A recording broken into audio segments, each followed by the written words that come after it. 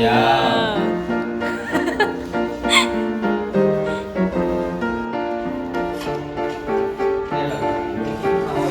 Đây là một buổi hiếm hoi và bác Tài với nhà.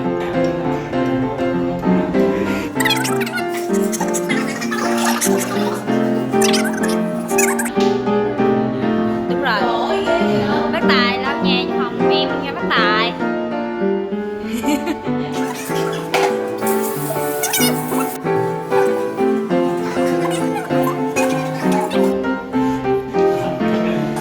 Vòng rất là sạch luôn ạ. Bé Hoa để trang điểm này nha mọi người, nên tự tin trước ống kính. Cái áo này có phải mua trên Shopee không ạ? Xin mời nữa Hoa Shopee ra lên bạn học đi ạ. 1 giờ trưa nào bài ạ.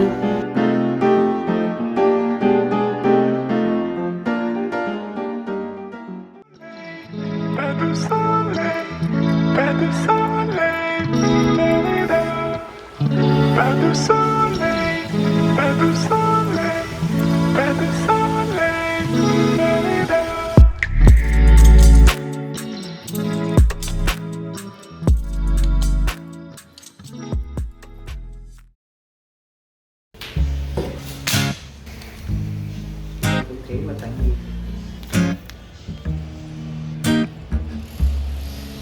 Bây giờ thế về lâu.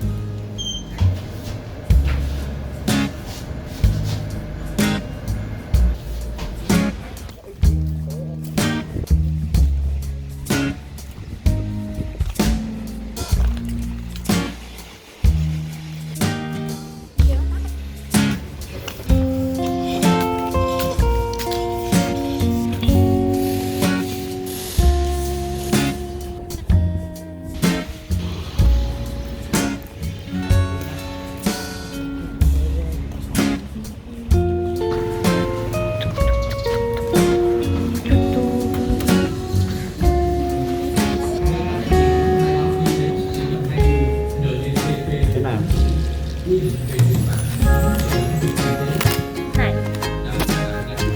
Giờ đưa lên đưa luôn hả?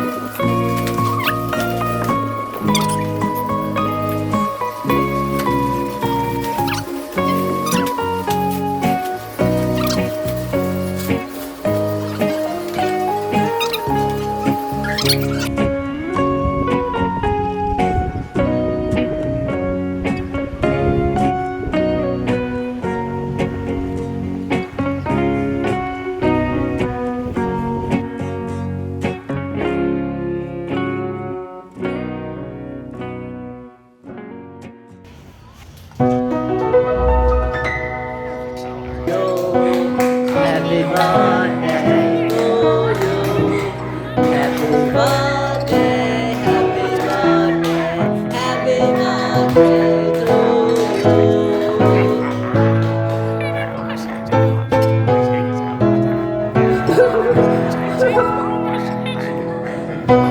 birthday to you.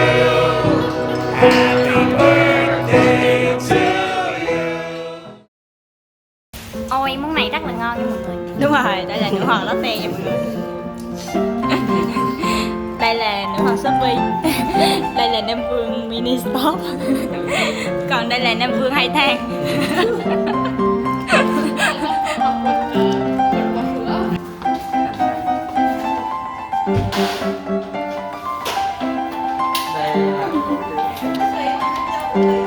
Ok đây.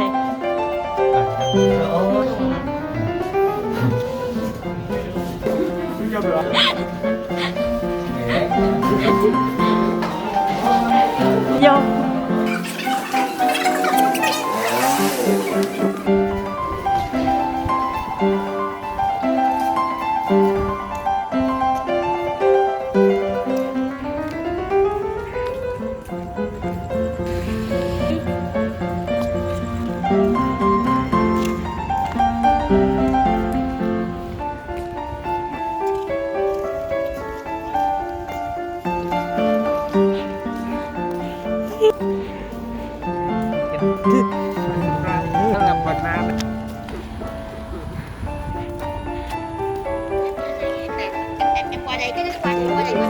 Diễn lại ấy.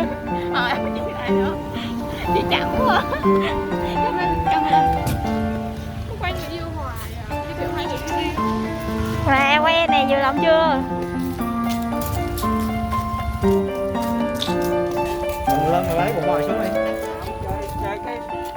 Chua đi hả?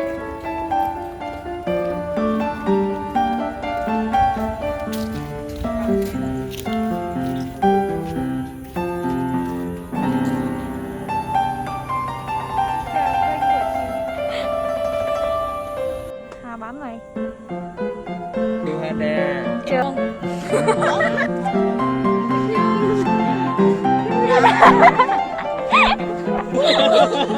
Có gì khác đâu.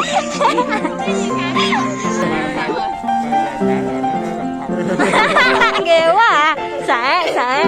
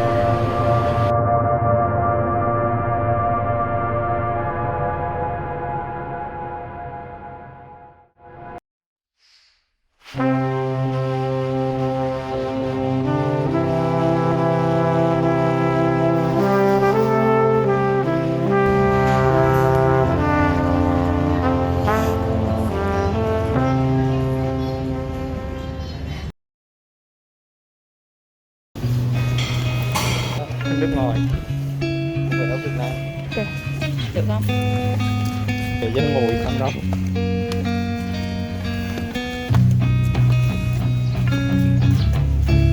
Rẽ trái vào đường N7, sau đó rẽ trái. Được bơi. Ồ. Trời ơi, anh có kìa, cá nó như là một mùi luôn á. Sinh nhật kìa bao, nhật em kìa.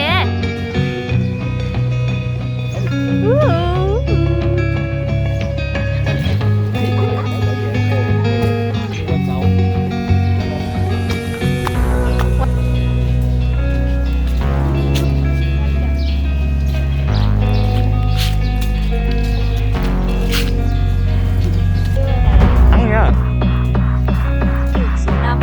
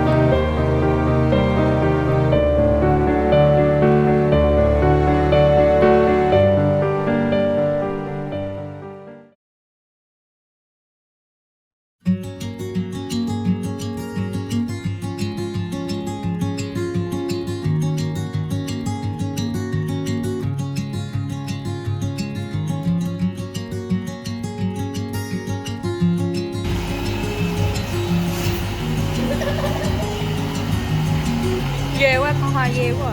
Ủa quay nữa kìa. Nhiều anh quá. Nổi đi. Bảy xịt like rồi. Bảy đúng không chị? Kiểu Cái bác cắt ra cái đó. Còn em không quay rõ gì á.